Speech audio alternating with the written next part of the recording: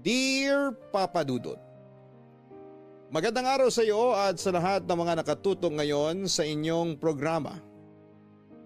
Tawagin niyo na lamang ako sa pangalang Carlota. Taga Mindanao po ako. Dito na po ako lumaki at nakapag-asawa. Sa kasamaang palad ay nabiyuda ako sa edad pa lamang na 36 dahil naaksidente ang asawa ko habang nagmamaneho ng pampasada niyang jeep. Naiwan sa akin ang nag-iisa kong anak na si Vera na ngayon ay may sarili ng pamilya. Papadudot mula ng mag-asawa si Vera at magkaroon na rin ng mga anak ay namuhay na akong mag-isa.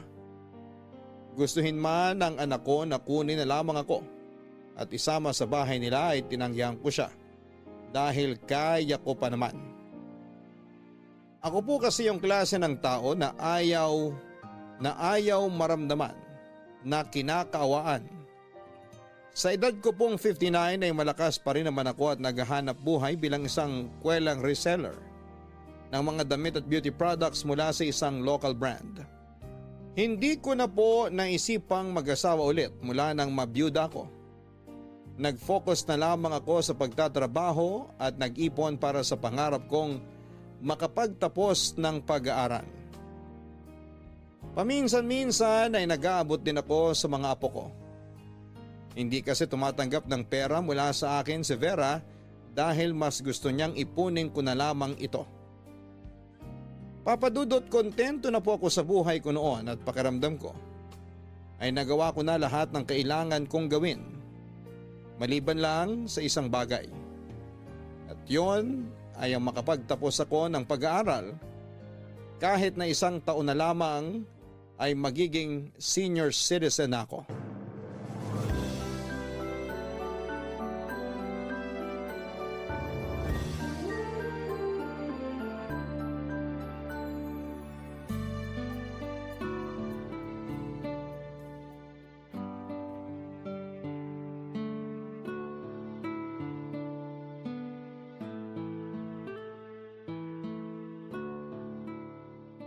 Nay, sigurado na po ba kayo sa plano nyo?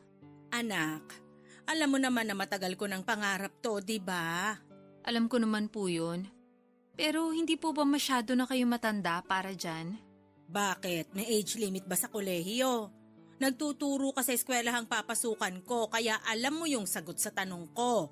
Nay, wag niyo po sana masamain yung sinabi ko ha. Nag-aalala lang po kasi ako sa inyo. Ibang-iba na po ngayon kaysa nung nag-enroll kayo sa college. At sa tingin mo hindi ko kayang makipagsabayan, ganun ba? Nay naman hindi niyo po ako naiintindihan. Pangarap kong makatapos ng pag-aaral kaya handa ako sa kahit na anong pagsubok na kakaharapin ko, Vera. Kaya kung ayaw mo kong suportahan, hindi kita pipilitin. Alam niyo pong susuportahan ko pa rin kayo kahit nag-aalangan ako. Kung hindi naman bukal sa kalooban mo, wag na lang. Sinay talaga oh. Nagtampo ka agad. Sorry na. Pakiramdam mo yata hindi ko nakakayaning ipasa yung mga leksyon na. Sus, ikaw pa ba, Nay? Valedictorian po kayo nung high school at naghakot pa ng awards. Sabi mo nga, marami nang nagbago ngayon. Ay, sorry na nga po. Nakapag-take na po ba kayo ng entrance exam? Sabihan niyo lang ako. Pwede ko naman kayong samahan doon. Naku, wag na. Gagawin ko yun na mag-isa. Isa pa, nanood na ako ng mga free tutorial sa YouTube para ma-refresh ako. Malay mo, isa sa mga nireview ko ang lumabas sa entrance exam. Di may sigurado na akong tamang sagot, di ba? Wala naman akong duda na kakayanin yung ipasa yung entrance exam, Nay. Sisiw lang yun sa inyo. Nga pala, ano nga po pala yung kursong kukunin nyo? BSED, nak. Major in Mathematics, yun ang gusto ko. Aba, ayos yan, Nay ah. Pangarap ko yan noon na maging math teacher. Alam mo naman ang nanay pagdating sa numbers. Oo nga po pala. Tuwang-tuwa kasi ko dun sa anak ng kapitbahay natin. Kahit mga kapitbahay natin nagpapatulong sa kanya. Tapos mag-a-abroad na siya. Dun na siya magtuturo sa Thailand. Gusto niyo rin po ba magturo sa ibang bansa? Nako, hindi. Gusto ko lang talagang makatapos ng pag-aaral sa pangarap kong kurso. Kapag nakagraduate na ako, isa yun sa 2 pinakamagandang nangyari sa buhay ko. Ano pa po ba yung isa, Nay? Tinatanong pa ba yun? Siyempre, yun yung pinanganak kita.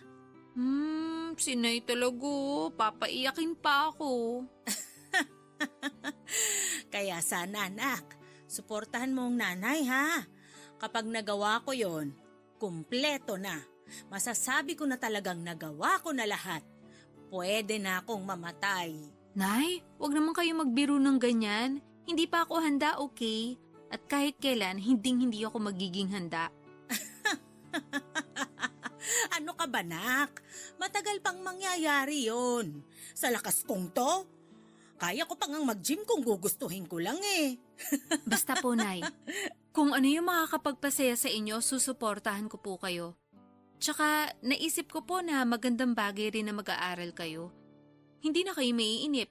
Malay nyo, may makilala pa kayo sa school at magka-boyfriend pa kayo niyan, di ba? Sus Mariosep, wala na sa isip ko yan, nak. Masaya na akong mag-isa. Sinasabi nyo lang po yan. Kasi hindi nyo pa nararanasang kiligin ulit. Hoy, si Nanay nagbablush. Tumigil ka nga dyan. Baka mamaya magkatotoo pa yung sinasabi mo. Di maganda po kung ganon. Papadudot kahit na tumutol ang anak ko sa desisyon kong tapusin ang pag-aaral ko nung una, ay nagkaintindihan din naman kami. Laking pasasalamat ko na lamang na malawak ang kanyang pangunawa.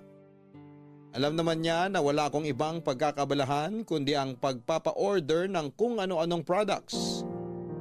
Pero pagdating sa bahay, kalungkutan pa rin ang sasalubong sa akin. Dahil boses ko lang ang naririnig ko roon. Mula noong mag-isa na lamang ako sa bahay, humanap ako ng ibang mapaglilibangan. Doon ako natutong gumawa ng social media account. Siguro nga ay matanda na ako pero tulad ng mga kabataan ngayon, palagi rin akong babad sa gadget noon dahil yon ang ginagawa kong pampalipas oras. Aaminin ko, Papadudot, na subukan ko na ring makipag-chat sa kung kani-kanino. Noong first time ko pa lamang sa Facebook kung sino-sino ang mga inad ko at chinat ko. Pero mula noong mag-message sa akin ang isang foreigner na nagpapasend ng nude photo ay tinigilan ko na yon matapos ko silang i-block. Kaya para maging abala ko, gaya ng plano ay nag-take ako ng entrance exam at swerte naman ako nakapasa. Natanggap ako sa kursong gusto ko kaya sobrang saya ko ng mga sandaling yon, Papadudot. Gaya ng tinatawag nilang freshmen o yung mga first year pa lamang, magkahalong kaba at excitement ang naramdaman ko sa first day namin sa school.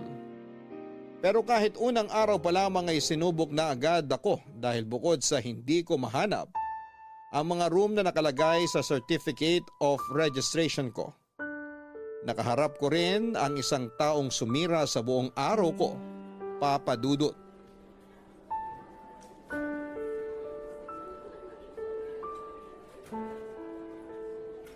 Ma'am, sandali lang po. Bawal po ang outsider dito. Anong outsider yung sinasabi mo? Estudyante ako rito. Ma'am, wag niyo naman po ako pagtaasan ng boses. Pwede naman po tayong mag-usap ng mahinahon. Kasi kung visitor po kayo rito o nanay kayo ng estudyante, papapasukin ko naman po kayo. Pero kailangan nyo munang isulat ang mga detalye nyo sa logbook para mabigyan ko kayo ng visitor's pass. Hindi ako visitor. At mas lalong wala akong anak na nag-aaral dito. Instructor, meron. Naku ma'am, gasgas na po yung ganyang palusot para makapasok. Pasensya na po kayo pero may sinusunod lang po talaga akong proseso rito. Pakilagay na po yung detalye nyo sa logbook para hindi na tayo magtagal. Magtatagal talaga tayo rito kung hindi mo ako papapasukin. Estudyante nga ako rito. Nakapasa ako sa entrance exam at enrolled na rin. Gusto mo ng pruweba? Sigurado po ba kayong estudyante kayo rito? Bago lang po ako rito. Pero naging security guard na rin ako sa ibang eskwelahan noon. Kaya hindi nyo ako basta-bastang mapapaniwala. Pakilabas na lang po ang COR nyo kung meron po kayo. Ay, sandali. Kukunin ko lang dito sa bag. Ha, maghintay ka di pa mumukha ko sa yung estudyante nga ako rito. Ay, Ang tagal Mukhang niloloko niyo lang ako, ma'am Umuwi na lang po kayo. alam mo, dapat sa'yo sinesisante. Kapag napatunayan ko sa'yo na estudyante ako, irereklamo kita. Naintindihan mo? Sige po, ma'am. Payag po ako. Basta patunayan niyo lang po na estudyante kayo rito. Pero kung hindi, hindi ko po talaga kayo papapasukin. Pasensya na po talaga. Trabaho lang. Oh, yan yung COR ko. Nakita mo naman siguro yung pangalan ko, di ba? C-A-R-L-O-T-A. Carlota. Ako yon. May ID po ba kayo? Paano ako magkaka-ID agad? Bago nga lang ako, di ba? First year student ako sa BSIT. Naku, ma'am. Hindi po ako pwedeng magbase lang sa COR. Kasi pwedeng kinuha niyo lang to sa ibang estudyante na may pangalang Carlota. Bakit hindi mo na lang ako papasukin at ihatid sa registrar, ha? Para magkaalaman tayo. Hindi po ako pwedeng umalis sa pwesto ko, ma'am. Kaya kung wala po kayong maipapakitang ID, umuwi na lang po kayo. Pasensya na po. Estudyante nga ako. Pangalan ko'y nandiyan sa COR. Wala nga po kayong... Excuse me, anong nangyayari dito? College instructor po ko sa university to, Manong. Pwede ko po bang malaman kung ano nangyari? Narinig ko po kasi na parang nagtatalo kayo. Pasensya na po, ma'am. Nagpupumilit po kasi siyang pumasok. Sabi niya, estudyante raw po siya rito. At hindi po kayo naniwala sa kanya kasi matanda na siya para maging estudyante. Manong, estudyante po siya rito. Enrolled po siya. Naku, pasensya na po. Sige na po, pasok na po kayo, ma'am. Huwag po kayong mag-alala, Manong. Alam ko naman na nag-iingat lang kayo. Teka, ganun na lang yon? Gusto ko siya ireklamo. Ma'am, kung ano man po yung pananagutan ko sa nagawa ko ngayon, tatanggapin ko po. Malaya po kayong magreklamo. Pero bago po yun, hihingi po muna ako ng pasensya sa inyo. Bago lang po kasi ako rito at kakasimula ko lang ngayong araw. Ay, sige na, sige na. Kung di lang ako malilate sa klase ko Salamat po, ma'am. Pasensya na po ulit. Tsaka good luck po sa klase nyo. Papadudod sakalang naniwala sa akin ang security guard na yon na estudyante nga ako sa eskwelahang yon. Nang anak ko na mismo ang nagpatunay nito. Pero ang kagandahan doon ay tinupad ng anak ko ang hiling ko sa kanya na hindi niya gagamitin ang pagiging anak niya para tulungan ako. Hindi siya nagpakilala bilang anak ko kahit na nagkaroon ng kaunting problema sa unang araw pa lamang ng kolehiyo. Malinaw sa aming dalawa na instructor siya at estudyante lamang ako. Kapag oras ng trabaho niya at oras naman ng klase ko. Pero dahil sa business department siya nagtuturo ay hindi ako kasama sa mga klaseng hawak niya. Nalaman ko na Lito pala ang pangalan ng security guard na humarang sa akin sa gate. Pero dahil nakapag-usap na kami ng anak ko, hindi na ako nagsampa ng reklamo. Bago lang daw kasi ito roon at mukhang kailangan din ng trabaho. Pero aaminin ko na medyo napahanga ko sa paninindigan niya, Papadudot. Marunong din siyang tumanggap ng pagkakamali. Ang kaso, tuwing nakikita ko siya ay mas naaalala ko yung araw na napagkamalan niya akong outsider. Palagi pa rin niya akong binabate tuwing dumadaan ako sa harapan niya. Lagi rin siyang nakangiti at ako naman ay lagi ko siyang sinusungitan. Nang mga sumunod na araw, available na ang uniform na pinatahi ko. Kaya naisuot ko rin po ito kaagad kinabukasan matapos labahan. At mula nang mag-uniform ako ay parang naging kakaiba ang ngiti ni Lito tuwing dumadaan ako sa harapan niya. Lalo na noong unang beses niyang nakita na suot ko yon. Hindi ko alam pero pakiwari ko noon ay bigla siyang nakaramdam ng paghanga sa akin, Papadudot.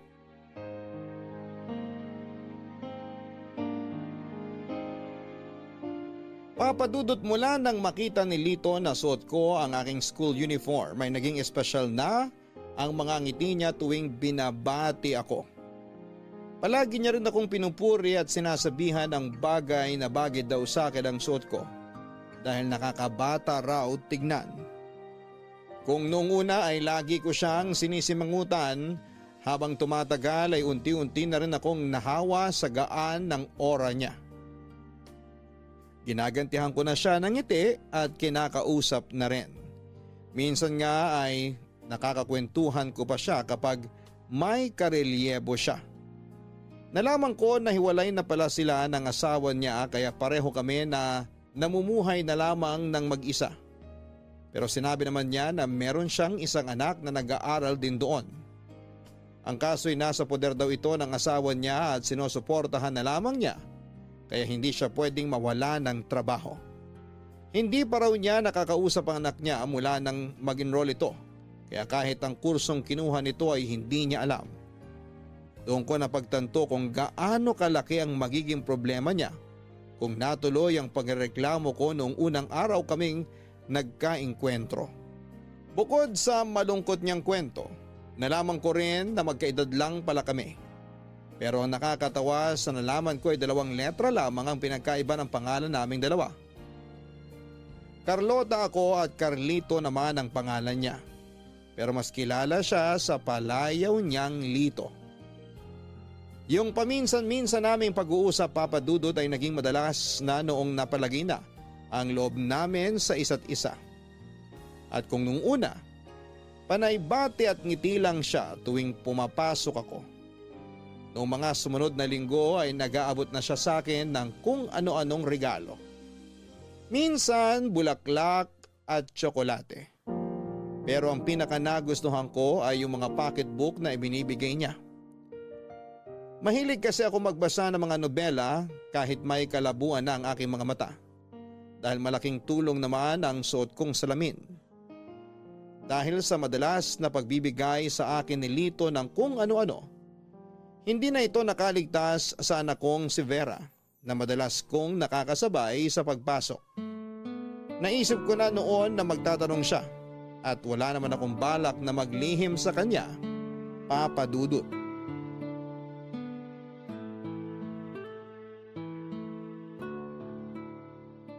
Para ngayon ka na lang uli dumalaw sa akin, naka.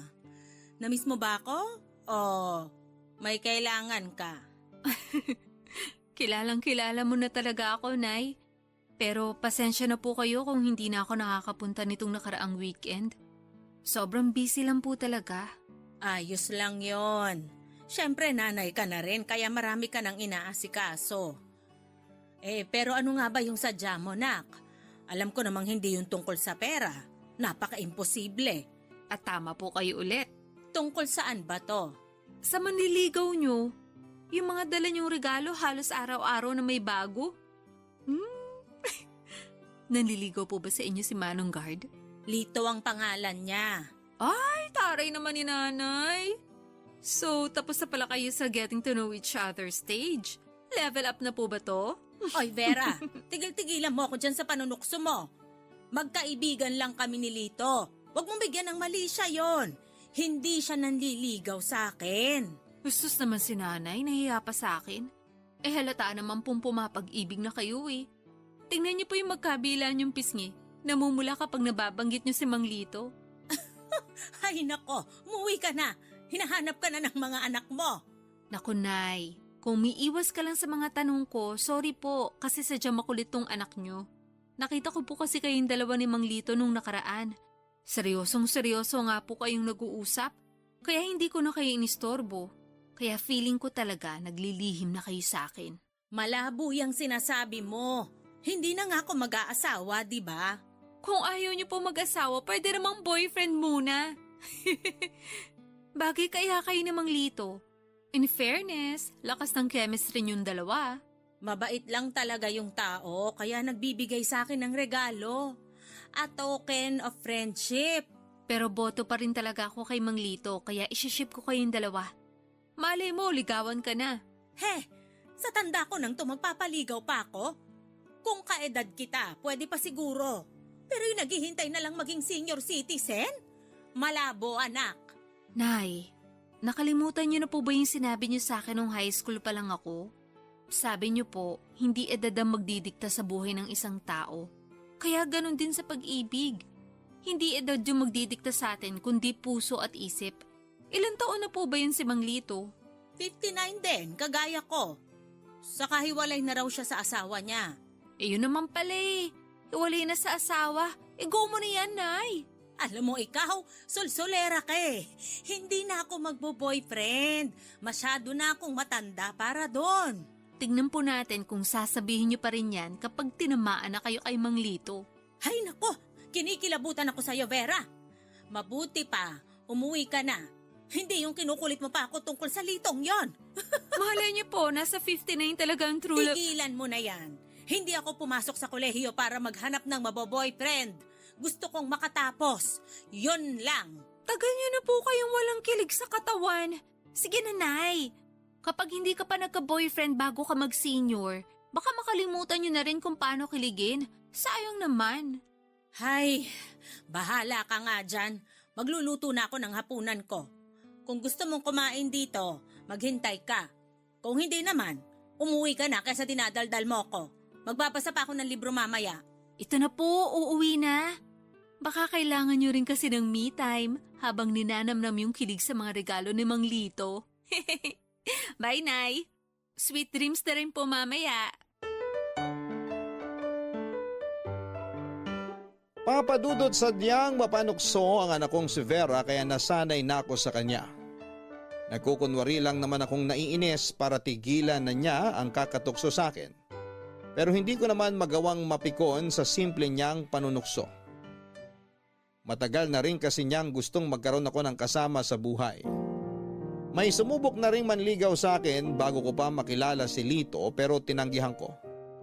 Kahit noong nag-aaral na ako ay palagi pa rin akong inaabangan ng kapitbahay naming yon at nililibre ng sakay tuwing hinahatid ako sa school.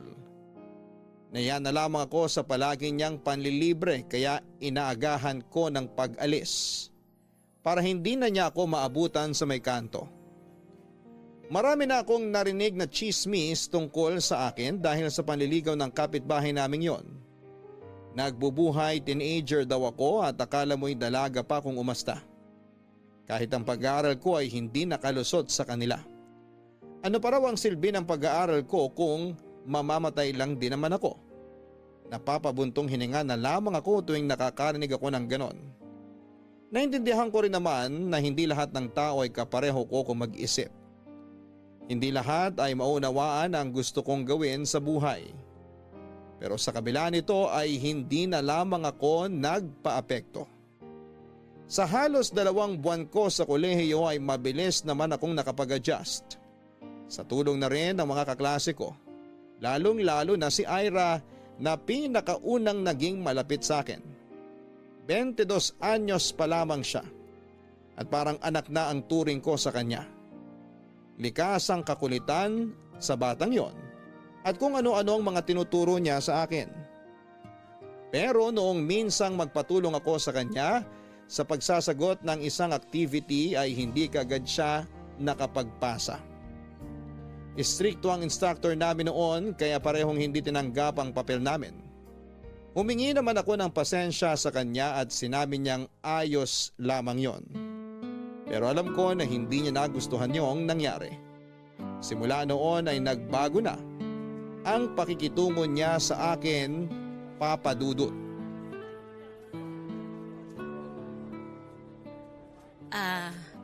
Pwede bang makiupo sa tabi mo? Malawak pa naman po yung space. Pasensya ka na, naabala yata kita. Pero salamat ha. Hindi niyo po kailangan magpasalamat. Pwede naman po umupo dito kahit sinong estudyante. Pasensya na. Naisip ko lang kasi na baka ayaw mo kong katabi. Napansin ko kasi na parang nilalayuan mo na ako nitong mga nakaraang araw. Kaya gusto ko sanang mag-sorry. Kung hindi sana ako nagpatulong sa'yo, baka tinanggapan ni Sir yung pinasa mo. Wala na po tayo magagawa ron kasi ganun talaga yung sistema rito. Hindi lahat ng instructor mabait. May ibang masusungit din kasi maraming estudyante ang masyadong komportable sa ibang nagtuturo dito. Nawawala na sila ng galang sa iba. Tama lang naman yung ganon. Ang problema lang, nadamay ka pa dahil sa akin. Napakabait mo pa namang bata. Hindi po ako mabait. Nakikisama lang ako sa inyo noon kasi kayo yung pinakamatanda sa klase. Pero Ngayong mukhang marami na kayong kaklo sa mga kaklase natin, hindi ko na kailangan makipagplastikan pa. Pasensya na kung nahirapan kang pakisamahan ako. Kung gusto mo, para makabawi ako sa'yo, tutulungan na lang kita sa ibang subject natin, kahit sa math. Hindi ko po kailangan ng tulong niyo, kaya ko mag-isa. Baka kayo yung nangangailangan nun. Pasensya na po pero bakit pa ba kayo nag-enroll? Bakit hindi na lang kayo magpahinga sa bahay? Huwag niyo na po isiksik yung sarili niyo sa college kasi kahit mga instructor, mahihirapan na turuan kayo. Matanda na kayo para mag-aral. Kapag nagkaroon tayo ng group activities, magiging pabigat lang kayo sa mga kagrupo niyo. Pasensya ka na, Iha. Pero hindi ko alam kung saan nanggagaling yung mga sinasabi mo. Naiintindihan ko na hindi mo ko gusto at may nagawa akong mali sa'yo. Pero parang sobra ka naman yata. Kahit sino, pwede pang mag-aral kung gugustuhin nila. Mapamatanda man yan o may kapansanan. Kung magulang mo yung nasa katayuan ko, Iha, at pinili nilang tapusin ang pag-aaral nila dito sa eskwelahang to, pahihintuin mo rin ba sila? Hindi po kasali sa usapan yung mga magulang ko. Kayo yung pinag-uusapan dito. Kung gusto nyo lang naman maging sentro ng atensyon kasi obviously kayo yung pinakamatandang estudyante sa lahat ng freshmen kaya maraming humahanga sa inyo. Fresh nga po, 'di ba? Hindi po kayo kasali ron, kaya wag nyo nang ipilit. Kung ganon, nagagalit ka kasi nagiging sentro ako ng atensyon ng mga estudyante rito? Iha, wala akong intensyong magpasikat. Gusto ko lang makatapos ng pag-aaral. Pangarap ko yun eh. Hindi kasi ko nagkaroon ng pagkakataong makapagpatuloy sa kolehiyo nung dalaga pa ako. Sobrang hirap ng buhay namin. Mahirap din naman po kami. Ilang taon nga po ako nag-stop para magtrabaho muna bago nakapag-enroll dito eh. Ako rin, anak. Ginawa ko rin yan noon hanggang sa nagkaroon na ako ng pamilya. Akala ko nga, hindi na darating to eh. Yung pagkakataon na makapag-aral uli ako. Hindi nyo na po kailangan magkwento. Babalik na ako sa klase ko. Klase natin, Iha. Magkikita pa rin tayo mamaya. Ay, teka, kumain ka na ba? May isa pa akong sandwich dito. Homemade to, kaya malinis yung pagkakagawa. Tsaka healthy rin. Busog pa po ako. Sabi ko na hindi ka pa kumakain.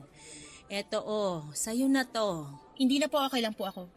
Hay nako, basta sa'yo na tong isang sandwich. Iiwanan ko na lang dito. Pupunta pa ako ng library eh. May pambili naman ako ng pagkain. Hindi nyo ako kailangan bigyan. Okay, pero kung may kakilala ka na hindi pa kumakain, pwede mo namang ibigay sa kanya. O siya, sige. Maiwan na muna kita. Papadudot na bigo akong makipag-ayos kay Ira. Dumestansya na lamang ako sa kanya kagaya ng hiling niya kapag oras ng klase namin. Nararamdaman ko naman noon na mabuti siyang bata. Meron lang sigurong pinagdadaanan at ako ang napagbubuntunan niya kaya ako na lamang muna ang umunawa. Matapos ang prelims namin, Papadudot, ay doon na ako nagsimulang mag-alala dahil pahirap ng pahirap ang pinag-aaralan namin. Nagduda ako kung kakayanin ko pa bang ipagpatuloy yon. Minsan ko na ring naisip na baka tama nga si Ira na masyado na akong matanda para makipagsabayan sa kanila. Pero sa tulong ng anak ko at sa mga payo ni Lito na hindi rin nabigyan ng pagkakataong makapagpatuloy ng pag-aaral ay medyo nabuhayan ako ng loob. Hindi nga po nagtagal ay nagpaalam na si Lito sa akin para umakyat ng ligaw. Ang kaso ay hindi pa noon alam kung ano ang isasagot ko dahil hindi pa ako sigurado kung dapat ko nga ba talagang subukan ulit na pumasok sa ganong sitwasyon. Kapag pinagbigyan ko kasi siya ay wala nang atrasan yon dahil seryoso siya sa akin. Nalungkot ang anak ko nang malaman niyang hindi ko pa pinayagang manligaw sa akin si Lito, Papadudot. Hindi na niya tinanong kung bakit dahil matagal ko nang nasabi sa kanya ang kadahilanan. pero muli niya akong kinausap. At sa pagkakataong yon ay nakumbinsi ako ng anak ko, Papa Dudut. Papa Dudut, pinag-isipan ko ng mabuti ang mga sinabi ni Vera. Sa katunayan nga ay mahalaga ang opinyon niya dahil siya na lamang ang natitira kong pamilya. Kaya kung pasado sa kanya si Lito ay wala na akong dapat na alalahanin pa. Sa katagalan ay napagtanto ko rin at tama siya. Mabait din naman si Lito at nakikita ko naman kung gaano ito karesponsable. Isa pa, hiwalay na rin naman ito sa asawa kaya wala nang magiging problema kung sakasakali. Wala na maghahabol at aakusahan ako na isang kabit. Pero dahil masyado pa akong abala sa school, isinantabi ko muna ang tungkol sa buhay pag-ibig, Papa Dudut. At habang hindi ko pa pinapayagang manligaw si Lito ay umiwas na muna ako sa kanya. Alam kong nalungkot siya pero bahagi yon ang pagsubok ko sa kanya noon. Kapag hindi siya sumuko sa kabila ng pag-iwas ko, marahil nga ay tama ang magiging desisyon ko. Pero habang hindi pa kami nag-uusap ay itinuon ko muna ang atensyon ko sa pag-aaral, Papa Dudut. Mahirap pala talagang makipagsabayan sa mga bata. Tuwing may ginagawa kami sa computer lab, lagi akong naiiwan dahil mabagal akong makatapos sa activity namin. Kahit simple pa lamang yon. Bukod sa nakadepende na ako sa salaming suot ko, medyo mabagal na rin akong pumika pagdating sa basics sa paggamit ng computer. Tinutulungan naman ako ng mga kaklase ko pero dahil nahihiya ako sa instructor namin ay pinilit kong matuto ng mag-isa. Hindi ako nahiyang magtanong kahit na parang anak ko na yung instructor namin. Halos lahat nga ng nagtuturo doon ay mga bata pa. Kung merong mang may edad na, ako pa rin yung mas matanda. Ang nakakatuwa lang noon ay hindi nila ako binigyan ng special treatment. Trinato nila ako na parang isang regular na estudyante sa eskwelahang yon. At matapos ang 2 linggong subsub ko sa pag-aaral, ay nagkaroon na ako ng pagkakataong kausapin si Lito nang puntahan niya ako sa bahay ko, Papa Dudut. Akala ko hindi mo na ako papapasukin dito sa bahay mo eh. Sus, bakit ko naman gagawin yon? Iniiwasan mo na kasi ako eh. Binabati kita tuwing pumapasok ka pero nilalampasan mo na lang ako. Akala ko tuloy, ayaw mo na sa akin. Bilis mo namang magtampo. Hindi ba pwedeng nagmamadali lang? Pero pasensya ka na ha. Nahirapan din kasi ko nitong nakaraang 2 linggo. Ay, hindi ko nga alam kung tama pa bang pinasok ko to. Yung mag-aral uli at makipagsabayan sa mga estudyanteng parang mga anak ko na. Kayang-kaya mo yan, ikaw pa. Tsaka bagay na bagay sa yung uniforme mo. Estudyanteng-estudyante ang dating. Tapos ang bango-bango mo pa tuwing dumadaan ka ron sa pwesto ko. Ay sus, kaya tanda-tanda na, bolero pa. Siya nga pala, may dala ko para sa'yo. Ano yan? Nakabox pa. Ikaw talaga, nag-abala ka pa. Mga panghaplas to. Ano? Panghaplas? Bakit naman yan ang naisipan mong ibigay sa akin? May nakapagsabi kasi sa akin na yung ganitong edad natin, hindi na kinikilig sa pabulaklak at tsokolate. Kaya ayun, ibinagay ko na lang sa edad at pangangailangan natin. Ayos ba? Kahit ano namang ibigay mo sa akin, ayos lang. Tatanggapin ko yan at magpapasalamat pa rin ako sa'yo. Talaga? Oo naman. O siya, akin na. Eto. Mamaya ako na lang bubuksan. Total sinabi mo na rin naman kung ano yung laman. Ay, naghapunan ka na ba? Oo, tapos na. Nakapagkape na rin ako sa bahay. Kaya nga medyo kabado ako ngayon. Nagpapalpitate na yata ako. Bakit ka naman kakabahan? Ako lang naman yung kakausapin mo. Hindi ka basta lang, Carlota. Maganda ka at matalino. Kaya naisip ko rin na baka maging alangan tayo sa isa't isa. Ikaw lang ang nag-iisip niyan. Buti ka nga may pangmatagalan ka ng trabaho. Saka kita mo naman, kagalang-galang ka para sa mga estudyante dun sa school. Narinig ko nung nakaraan, sir pa yung tawag sa'yo. Ang sarap magtrabaho kapag nire-respeto ka rin, no? Tama ka dyan. Pero hindi rin naman ako mapupunta sa pagiging sekyo kung hindi ako umalis sa construction noon. Nagtrabaho ka rin sa construction? Oo, welder ako nung medyo bata-bata pa. Ang kaso, ilang beses na akong muntik mabagsakan ng bakal. Mabuti na lang, malakas pa yung guardian angel ko kaya nakakaligtas pa. E di sana, kwento na lang ako ngayon. Nakakatawa ka talaga, Lito. Yan naman talaga yung gusto ko yung mapasaya kita. Salamat. Tungkol nga pala dun sa hinihiling mo sa akin. Pumapayag na ako. Talaga? Pumapayag ka ng ligawan kita? Oo nga. Wala naman ako nakikitang dahilan para tanggihan pa kita Salamat talaga, Carlota.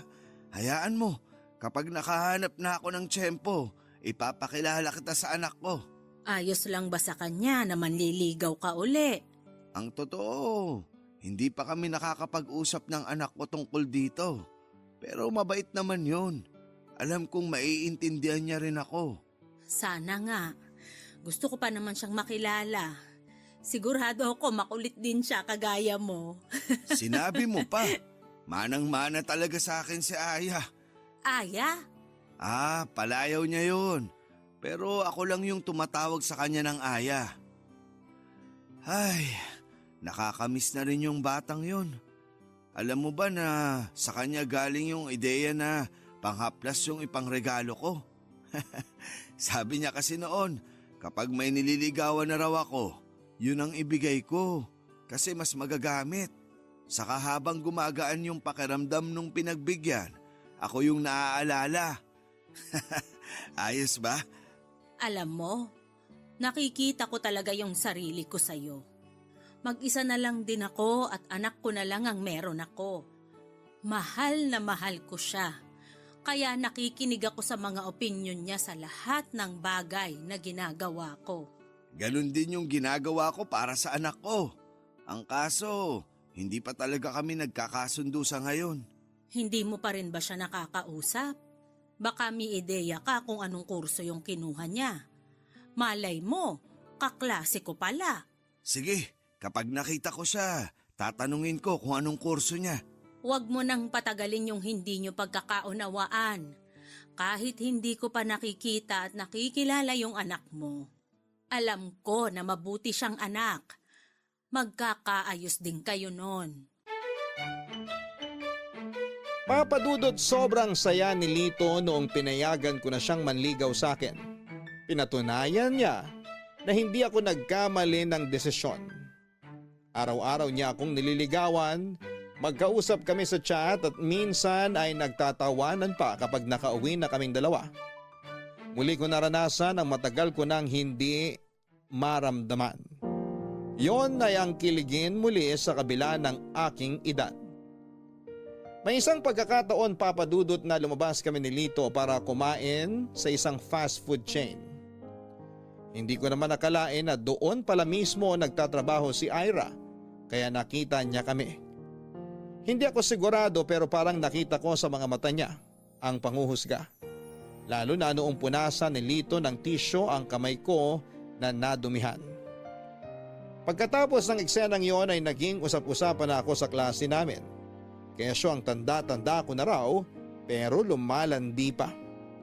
Marami akong narinig na mga masasakit na salita mula sa kanila.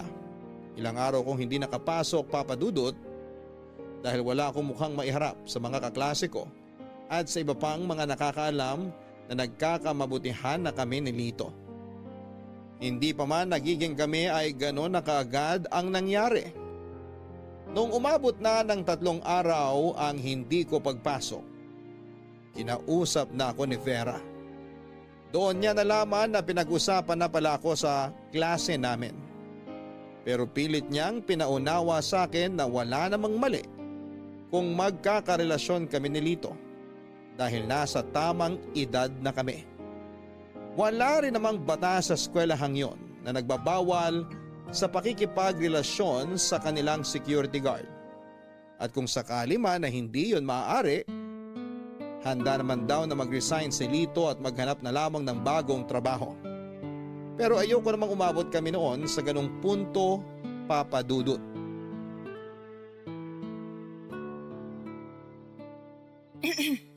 Excuse me po, Nay Carlota, pwede ko po ba kayo makausap? Oo naman, anak. Gusto rin sana kita kasing kausapin tungkol dun sa nakita mo nung nakaraang linggo. Yung sa amin ni Lito. Ano naman po meron dun?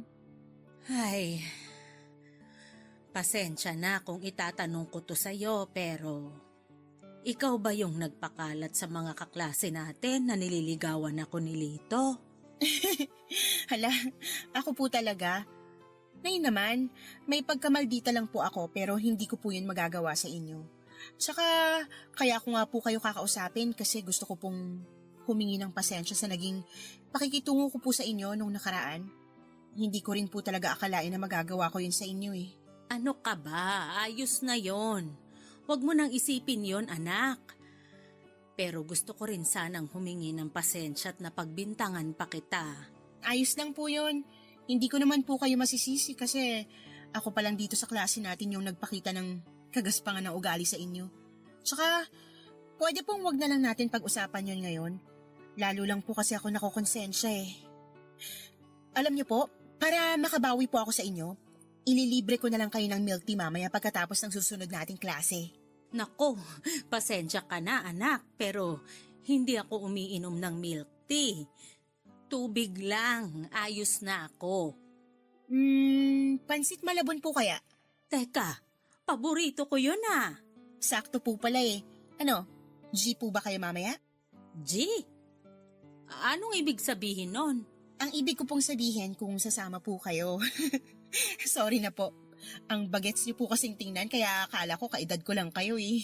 Ikaw talaga, binola mo pa ako. Hindi ko po kayo binobola, walang halong etsyos yun, Nay. Pakibulong naman po kung anong sabon niyo para kahit tumanda na ako, ganyan pa rin ako. Ikaw talaga, wala naman to sa sabon. Puro healthy lang talaga yung mga kinakain ko. Kung gusto mo, pasyal ka sa bahay ko minsan. Ipagluluto kita ng ulam na puro gulay. Hindi niyo na po kailangang imbitahin. Darating din po tayo dyan. Aba, mukhang may binabalak kang isorpresa ako sa bahay ah. Parang gano'n na nga po. Siya nga pala, Iha. Napapansin ko kasi nitong nakaraan na parang palagi kang malungkot. May problema ba kayo sa pamilya nyo? Sige na nga po, magkukwento na ako. Total, okay naman na po tayo. Sige, magkwento ka lang. Makikinig ako. Hindi po kasi kami okay ng tatay ko. Bakit naman? Naghiwalay na po kasi sila ng nanay ko. Alam ko naman na mahal pa niya si mama nung naghiwalay sila pero hindi na siya nag-abala pang ayusin yung hindi nila pagkakaunawaan. Parang tinanggap na lang niya kaagad na sira na yung pamilya namin. Hindi niya man lang naisip na masasaktan ako sa paghihiwalay nila. Tapos nitong nakaraan lang, nalaman ko na may nililigawan na pala siya. Yung nanay mo, nasaan na siya? Nandun po sa kinakasama niya. May 2 anak na po sila. At doon na din po ako nakatira. Ang kaso, hindi ko kasundo yung kinakasama ng nanay ko. Wala na rin palang magagawa yung tatay mo kahit pilitin niyang makipagbalikan sa nanay mo. Tama po kayo. Noong una, naiinis po ako dun sa nililigawan niya pero itong nakaraan lang, napag-isip-isip ko rin na wala na nga talagang pag-asa magkabalikan sina mama at papa. At si papa naman, deserve niya rin maging masaya. Nasaan na ba yung papa mo? Nandito po sa school. Talaga? Opo, at sigurado po ako na kilala niyo siya.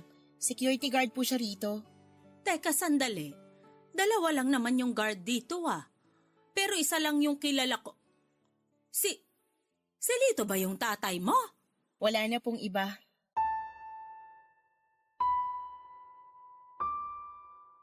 Papadudot matapos kong malaman na anak pala ni Lito si Ira sa dati nitong asawa. Saka ko lang lubusang naunawaan kung bakit biglang nagbago ang pakikitungo niya sa akin. Siguro ay matagal na niyang nakikita na nag-uusap kami ng tatay niya, kaya nakapagbitaw siya ng masasakit na salita. Pero hindi ko naman magawang magalit sa kabila noon dahil bilang isang ina. Naintindihan ko ang pakiramdam niya noong panahong yon. Pero sa nangyari hindi ko talaga lubos maisip na mag-ama pala sila. Napansin ko na noon na pareho ang apelyido nila pero hindi naman ako nag-isip ng kung ano. Marami naman talagang magkakapareho ang apelyido, lalo na kung common lamang ito. Isa pa, hindi alam ni Lito ang kurso ng anak niya dahil sa nanay nito na nakakausap niya tuwing nagpapadala ng pera. Yung tungkol naman sa pagpapakalat ng tungkol sa amin ni Lito ay nalaman ko na may isa pa pala kaming kaklase na nakakita sa amin sa fast food noong kumakain kami. Nakilala ko na kung sino ang kaklase naming yon at humingi na rin ito ng dispensa sa mga nangyari. Naglabas ako ng saloobin sa anak ko at hiningi ko ang opinyon niya sa nangyayari kay Ira. Pareho silang nag-iisang anak kaya alam kong maunawaan niya ito. Nagulat pa siya nung sinabi ko na anak ito ni Lito. Ganon din naman ang naging reaksyon ko. Dahil hindi ko naman nakalaing kaklase ko pala ang anak ng lalaking nanliligaw sa akin. Siguro'y hindi niya rin alam ang tungkol doon dahil malabong magkwento sa kanya si Ira. Sana pala ay naitanong ko kaagad sa kanya kung ano ang totoong pangalan ng anak niya. Nagalangan kasi ako noong una na magtanong dahil baka sensitibo siya sa ganong usapan. Lalo na't hindi pa sila nagkakaayos na mag-ama. At nung malinaw na sa akin ang lahat, naisip ko na wala nang dahilan para hindi ko pa sagutin si Lito. Tanggap na ako ng anak niya pero nagkasundo kami ni Ira na hindi muna yon ipapaalam sa kanya. Nakakatawa man pero napasakay ako ng batang yon sa kalokohang naisip niya para sa pakikipag-ayos sa kanyang ama Papa Dudut.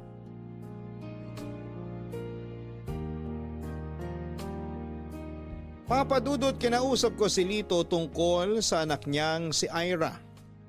Nagulat pa siya at napatanong kung paano ko nalaman ang pangalan nito. At nung sabihin ko na magkaklase kami nito ay sa kanya lang naunawaan ang lahat. Pero hindi ko sinabi sa kanya na nag-open up na ito sa akin. Ang alam niya ay hindi ako masyadong pinapansin ni Ira sa klase dahil hindi ako nito gusto. Pero dahil alam ko ang tungkol sa anak niya ay binuksan na rin niya ang usapan sa dati niyang asawa. Pinakinggan ko ang panig niya para mas maunawaan ko silang mag-ama. Nauna ko nang napakinggan ang saloobin ng kanyang anak at naunawaan ko naman po ito, Papa Dudut. Si Lito naman ay walang ibang hangad kundi maayos ang relasyon sa nag-iisang anak niya. Ayaw niya raw kasing dumating ang araw na huli na ang lahat para doon. Hanggang sa puntong yon ay hindi pa rin alam ni Lito na napatawad na siya ng kanyang anak at gusto na nitong makipag-ayos sa kanya. Kung hindi lang siguro dahil sa pakiusap ni Ira ay baka nasabi ko na ang lahat kay Lito, Papa Dudut.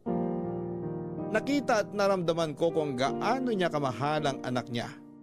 Kaya hindi na ako makapaghintay sa araw na magkakasundo sila. Maayos na sana ang lahat pero may nalaman pa ako tungkol kay Lito at sa asawa nito. Nalaman ko na hindi pala legal ang paghihiwalay nila ng asawa niya. Hindi ko alam kung anong dahilan niya sa paglilihim ng tungkol doon. Pero kung sakaling magkaroon kami ng relasyon ay maaaring malagay ako sa alanganin, Papa Dudut. Nakakatampo ka naman, Lito. Hindi mo pa sinabi sa akin yung totoo na hindi pa pala legal yung paghihiwalay nyo ng asawa mo. Pasensya ka na talaga. Wala pa kasi akong sapat na pera para doon. Pero huwag kang mag-alala. Ginagawan ko naman ang paraan. Paano kung malaman ng asawa mo na nililigawan mo na ako? Kung iniisip mo na magiging problema pa natin siya, huwag kang mag-alala kasi wala na siyang balak na makipagbalikan pa sa akin. Pwede ko siyang ipakausap sa'yo kung gusto mo para maniwala ka na wala na talaga siyang balak na maghabol kung sakali. Gagawin mo yon? Hindi ba nakakahiya sa asawa mo kung aabalahin pa natin siya para sa relasyon natin? Gusto kong patunayan na hindi na siya maghahabol sa atin. Kaya sana huwag ka na masyadong mag-alala. Ang mabuti pa, mag-date na lang tayo. Ngayon, Bukas. pwede mo na bang isama yung anak mo? Baka sakaling magkasundo na kami kapag kasama ka na namin. Oo naman. Gagawin ko ng paraan na maisama ko siya para maipakilala ko na siya sa'yo. Kahit na magkaklase pala kayo. Mabait yun. Sigurado ako na magkakasundo kayo. Pero syempre, kailangan ko munang ipaunawa sa kanya yung sitwasyon nating dalawa. Saka alam mo naman, medyo masama pa yung loob sa akin. Nadamay ka pa tuloy. Walang problema sa akin yon. Pero sa palagay ko, mahihirapan kang pagkasunduin kami. Mas masungit pa sa akin yun eh. Sa tingin ko nga. Teka, ako naman yung may tanong sa'yo. Ano yon? May pag-asa ba ako sa'yo? Pambihira. Para naman tayong mga teenager dyan sa tanong mo. Huwag na muna nating isipin yung edad natin. Araw-araw na nga nating nararamdaman yun. Lalo na kapag nirarayuma eh. Hindi ko lang kasi maiwasan. Sa susunod na taon, pareho na tayong senior. Ayaw mo ba nun? Kapag partner na kita, may karamay ka na tuwing nirarayuma. May kasama ka ng magkape sa umaga at magsimba tuwing linggo. Isang bagay na lang yung hindi na natin magagawa eh. Ano, yung magkaroon ng anak? Hindi na talaga pwede. Kung mayaman siguro tayo, posible pa yon. Wala namang problema sa akin kahit hindi na tayo magkaanak. May Ira pa naman ako at may Vera ka pa. Kahit silang dalawa na lang, magiging buo na tayo. Tama ka naman dyan. Saka may alaga ka namang aso. Pwede na nating ituring na anak yun. May tawag sila dun eh. Poor parent yata yun. Pambihira ka talaga. Mahirap na nga tayo. Ipapamukha mo palalo. Fair parent yon. Ano ka ba? Katunog din naman eh. Pwede na yun. Ay, siya nga pala. Hindi mo ba naisipang mag-aral uli? Nako, hindi yan para sa akin. Masaya na ako sa trabaho ko bilang sekyo. Pero nung kabataan mo, may pangarap ka bang kurso? Nung kabataan ko, gusto ko talagang maging piloto. Ang kaso, pangmayaman lang yung kursong yon. Pero kahit papano naman, di ba? Hawig yung uniforme ng piloto at sekyo. Ikaw naman, hindi na kita tatanungin kasi nasabi mo ng pangarap mo yung kurso mo ngayon. Ang sarap kaya mangarap. Oo naman, lalo na kung magkakatotoo. Pero ako, nung nag-aaral pa ako, pagka-graduate ko ng high school, tinanong ako ng mga magulang ko kung anong plano ko, kung ano raw bang pangarap ko sa buhay ko. Kako, nakatapos na ako ng high school, kaya saka na ako mangangarap ulit. Ayun, nauwi sa paghahalo ng semento. Parakit-rakit lang ako noon. Paano ka naman natutong mag-welding? Yan yung di mo pa alam sa akin. Nagtrabaho kasi ako noon sa tito ko na may welding shop. Tinuruan niya ako at mabilis naman ako natuto.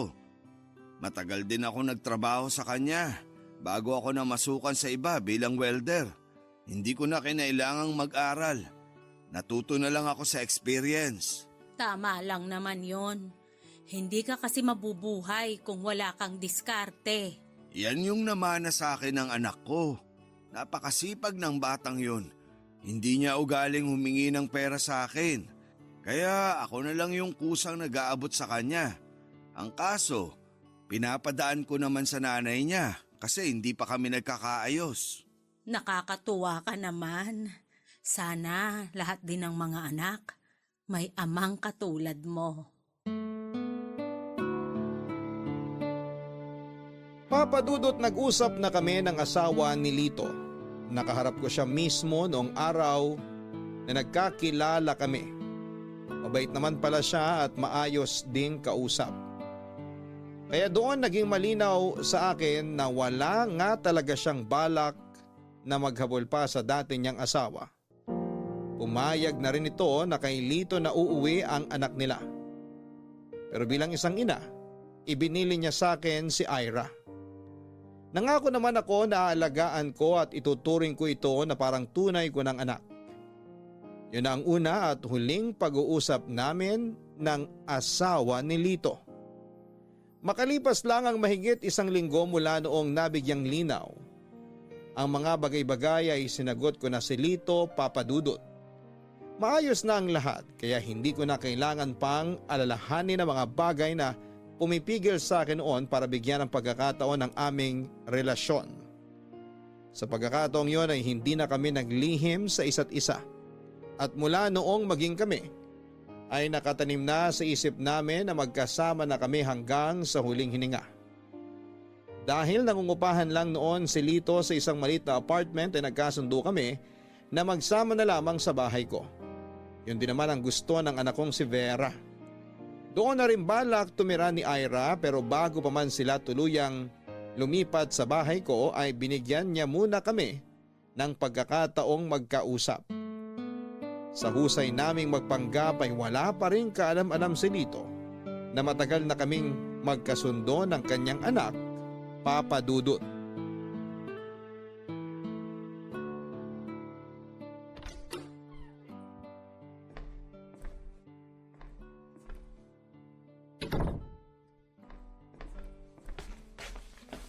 Nak, ang tita Carlota mo nga pala. Pa, hindi nyo na po kailangan gawin to. Alam nyo na magkaklase po kami, diba? Hindi ko na siya kailangan kilalanin.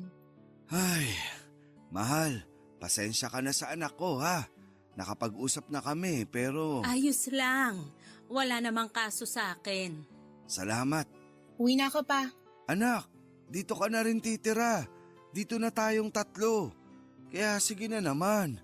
Huwag nang matigas yung ulo mo. Paano po hindi titigas yung ulo ko? Mana lang naman po ako sa inyo. Ayoko na nga. Nasistress na si Papa. Ay, nako. Tigilan na natin tong kalokohan mo, Ira. Kalokohan? Teka, anong kalokohan? Loading yarn. Well, as you can see, okay na po kami ni Nay Carlota. Pero paano? Nag-usap po kami sa school. Nagsorry na ako sa pagmamaldita ko sa kanya at okay na raw po kay Nay Carlota kaya wala nang problema.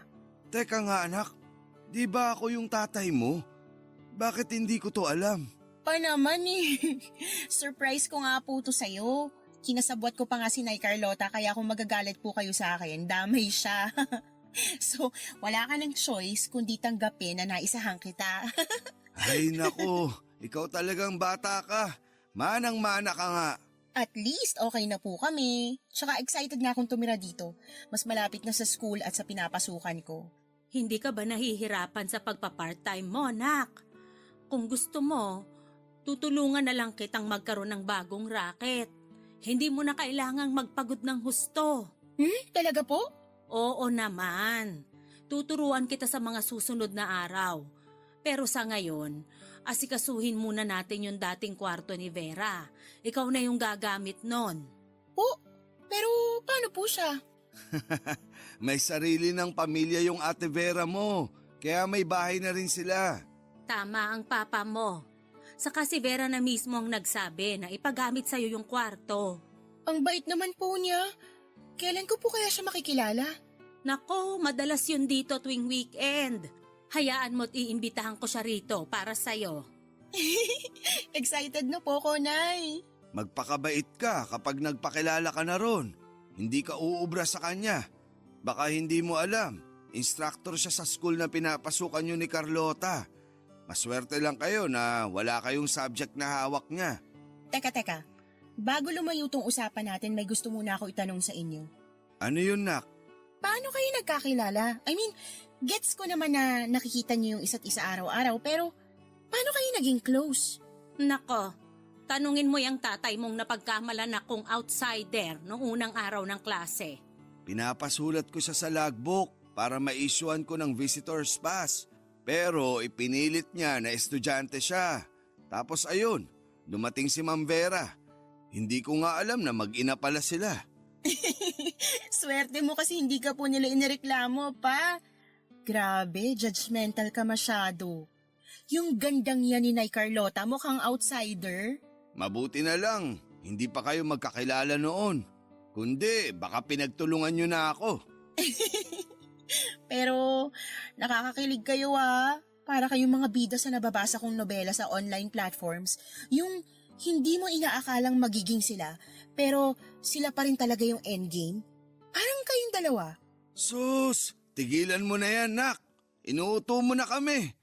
Mag-ayos ka na ng magiging kwarto mo.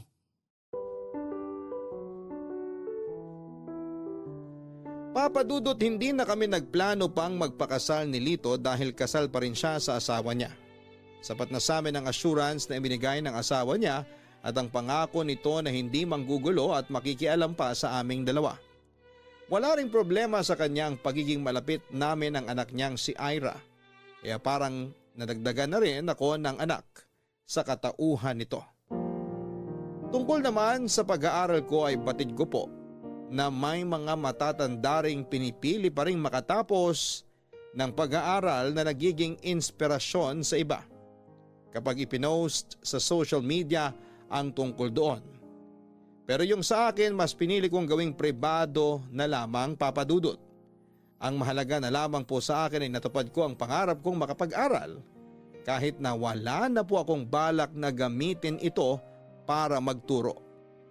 May nagalok ng trabaho sa akin noon at kahit na nakakatukso ang sweldo ay hindi pa rin ako nagpatinag dahil malinaw sa akin ang goal ko na makapagtapos ng pag-aaral bago man lang mawala sa mundong ito. Sa ngayon ay 6 na taon na kaming nagsasama ni Lito at masaya pa rin kami kagaya ng dati. Tungkol naman sa anak niyang si Ira, dahil sabay lang kaming graduate, siya na lamang ang nag-take ng licensure exam for teachers at nakapasa naman siya. Kahit na hindi ko siya kadugo, inalagaan niya ako at minahal gaya ng pagmamahal niya kay Lito. Kaya masasabi ko ng ayos na ako, Papa Dudut. Kontento na ako sa buhay na meron ako sa ngayon. Hanggang dito na lamang po ang aking kwento at maraming salamat po sa inyo sa Barangay LS para sa pagkakataong maibahagi ang kwento ng aking buhay, pag-ibig at pag-asa. Sa programa ninyong number 1 sa aming puso. Maraming salamat sa inyo, Papa Dudut. Ang inyong forever kapuso at kabarangay, Carlota. Dear Papa Dudut, magandang araw po sa inyo at sisimulan ko na po ang sulat ko sa pagpapasalamat at napili po ninyong basahin ang aking kwento. Ako po si Brent, 34 years old sa kasalukuyan. Pero ang kwento po ay nangyari noong 2008 hanggang 2010. Noong nasa edad 18 hanggang 20 years old ako. Ang nanay ko po ay si Veronica. 38 years old siya noon at kilala po siya sa pangalang Vera. Yan po ang screen name niya. Papa Dudut, nakakatawa mang sabihin ay may screen name ang nanay ko kahit na nag-e-extra lamang siya sa mga teleserye at pelikula. 1991 noong magsimula siyang mag-extra. 1 taon na po ako noon. Dalagang ina po ang nanay ko at iniwan po kami ng tatay ko noong magbuntis siya. Kaya naisipan ng nanay ko noon na umextra para din may ekstrang pera na panggastos hanggang sa nagustuhan na niya. Noon nga pong mag-18 ako ay pinipilit na niya akong mag-extra. Opo, Papa Dudut. Napilitan lang po ako. Pero dahil mahal ko ang nanay ko ay ginawa ko naman ang mga trabaho ng buong puso. Sa tuwing taping po ay palagi naming nakakasama si Tito Rogelio o mas kilala sa screen name na Rogue o Rogie. Dahil pareho po ng caretaker si nanay at tito kaya palagi silang magkasama sa mga taping. Mabait po si Tito kaya siya na po ang naging tatay-tatayan ko. At dahil sabik ako sa tatay, ay naging sobrang close kami.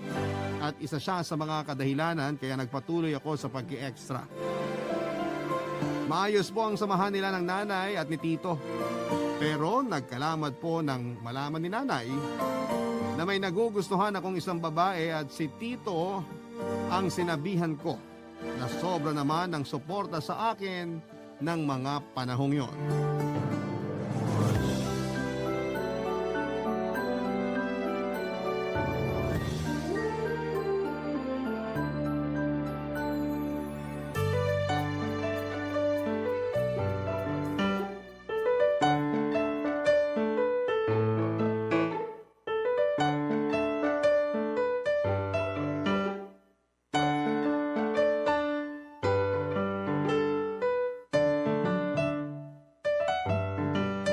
Tito, Oh, Brent, halika, maupo ka. sabi ko na lalabas kayo dun sa holding area eh. Alam mo naman, ayoko nang maingay. Magpapaligsahan na naman yung iba doon tungkol sa mga nagawa nilang pelikula at serye. Nako, isa si nanay sa kanila. Bida-bida na ba ang nanay mo kaya ka lumabas? Bumubuelo na. Magpapatalo ba naman yun? Kumusta ang pag-aaral mo? Okay naman po. Hindi ba nakakasagabal tong taping? Hindi naman po. Ilang subjects na lang din po kasi gagraduate na ako. Yun na nga eh. Dapat nagko-concentrate ka sa pag-aaral mo kasi graduating ka na. Okay lang po, Tito Rog. Kaya naman. Tsaka kaligayahan po ni nanay na magkasama kami sa mga ganitong taping eh. Ewan ko ba dyan sa nanay mo? Yung pangarap niya, gusto, pangarapin mo rin. Hayaan nyo na po. Tsaka masaya naman ako kasi nakakasama ko rin kayo. Nako, inuto pa ako nito. Hindi ko po kayo inuuto. Alam nyo naman po na kayo lang ang nasasabihan ko ng mga bagay na hindi ko masabi kay nanay. Pwede mo naman akong tawagan kung sakaling wala ka rito. Mas maganda po kasi yung personal na usapan. Sige na nga. Ikaw, mapagtanggol mo lang ang nanay mo. Totoo po yun, Tito. Sa katunayan, may gusto nga po akong sabihin sa inyo ngayon eh. Ano yun? May nagugustuhan po kasi akong babae. O, edi maganda. Kaklase mo ba? Hindi po. Ah, taga sa inyo? Hindi rin po. Sino to? Natatandaan niyo po yung kasama natin ng ilang araw sa taping noon? Teka, yung lagi mong kausap? Opo, siya nga po. Nako, sinasabi ko na nga ba eh. Pumuporma ka na nung mga araw na yon. Hindi pa naman po ako pumoporma. Ang bilis naman po nung kung sakali. Baka po siya mabigla. Tama yan. Dapat respeto ang mauna bago ang panliligaw. Opo. Alam mo, mabuti pala. Nasa kabilang unit ang nanay mo nung mga taping na yon. Kung hindi, nako, nakikinita ko ng sasapian ng karakter ng kontrabida ang nanay mo. Oo nga po eh. Oh, anong problema dun sa nagugustuhan mo? Wala naman po. Bale ngayon po iniisip ko na gusto ko na siyang ligawan. Sa ilang araw na pag-uusap nyo mula nung sumikat ang araw hanggang abutan tayo ng paglubog, siguro naman nagkakilala na kayo ng lubusan. Opo, mabait po siya. Ano? Nay, Anong liligawan? Sino? Oh, hayaan mo munang magsalita ang anak mo. Nay si Luan po. Luan? Yung bagong talent ni Tito Ador? Opo. Hindi! Vera, ano ka ba? Pangalan pa lang ang nasasabi ng bata, hindi agad ang sagot mo. Hindi ako papayag na yun ang maging girlfriend mo. Nay, hindi ko pa po siya girlfriend. Kakausapin ko pa lang po siya. Pwes wala mangyayaring usapan. Hindi mo siya kakausapin at layuan mo siya. Vera, Pag mo akong mabera-bera, ikaw napakasamang impluensya mo talaga sa anak ko. Siguro ikaw ang nagsabing ligawan niya yun, ano? Nay, hindi po. Sariling desisyon ko po yun. Anong desisyon? Wala kang pagdidesisyonan. Ako ang magdidesisyon kung sinong nababagay sa'yo. Nay naman. Extra ka na nga, kukuha ka pa ng extra. Ang ligawan mo yung may pangalan na o yung magkakapangalan na. Doon ka maghanap ng maliligawan sa mga minamanage ni Mama Liza. At least yun mga nakakapaglinya. Vera, puso ng anak mo ang usapan. Anong kinalaman ng nakakapaglinya at hindi? Ikaw, Rogelio, wag mo nang lalapitan ng anak ko, ha? Pati ikaw ayoko makausap ni Brent. Nilalason mong isip niya eh. Uy, Nay. Pumalik ka na ron sa standby area natin. Lumayo ka sa anak ko, Rogelio. Papadudot mula ng araw na yon, na nalaman ni nanay ang pagkagusto ko sa isang babae na extra din gaya namin, ay lagi na niya akong sinisita. Kahit sinong extra ang makausap ko ay palagi niya akong hinihila palayo. Madalas ay napapahiya na ako sa ibang mga extra na nandoon sa taping. Iisa lang naman kasi ang holding area namin kaya sa maliliit na lugar na yon ay konting komosyon ay kita at dinig na ng lahat. Hindi ko maintindihan si nanay kung bakit siya ganon.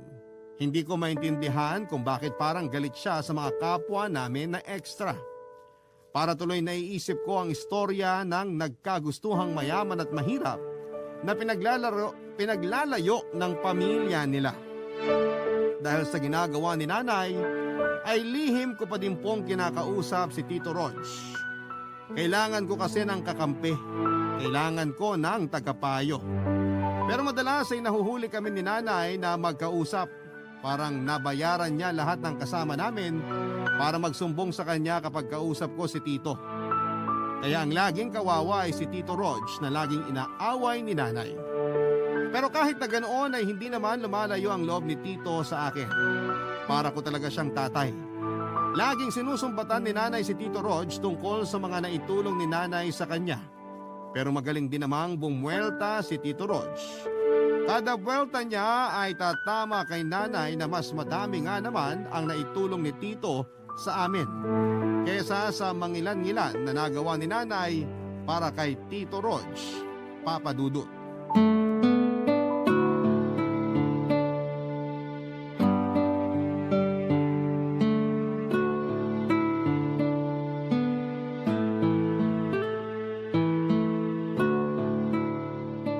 Brent, bilisan mo kumilos.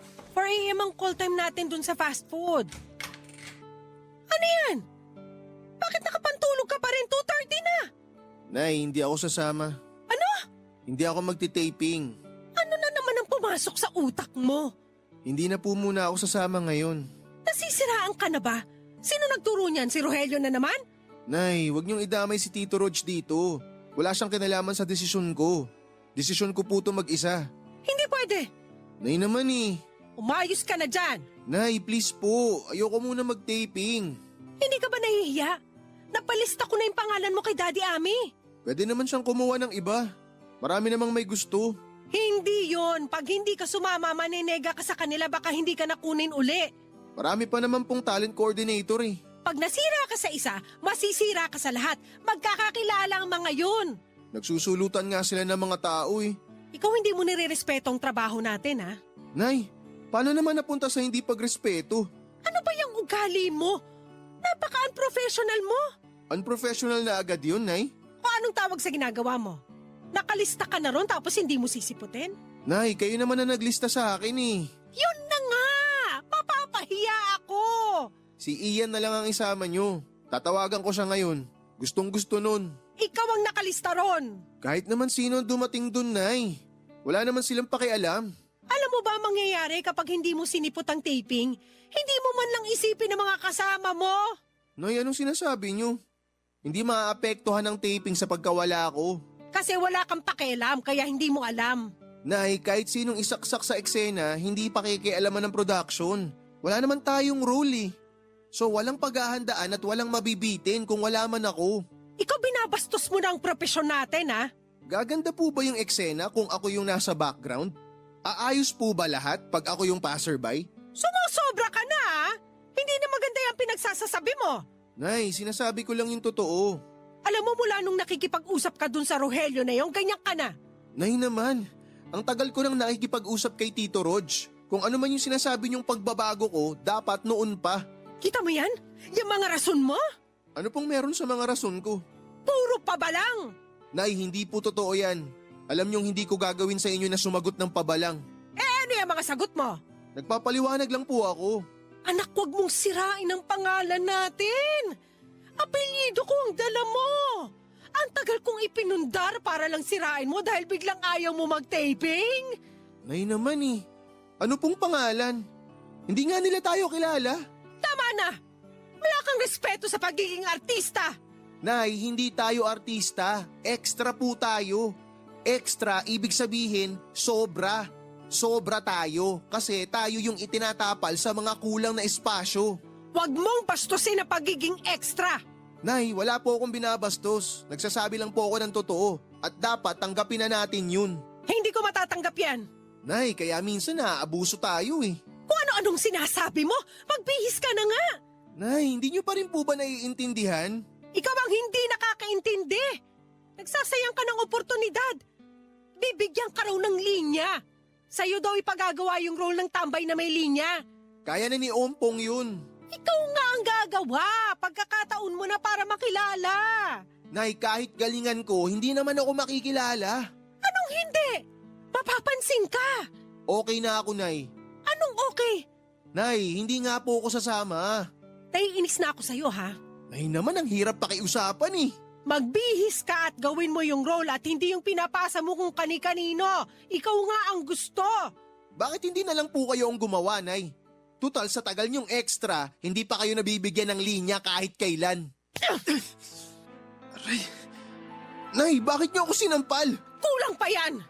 Pati ako kaya mo ng pastusin? Nay, hindi po yun yung intensyon ko. Magbihis ka na! Hihintayin kita sa labas!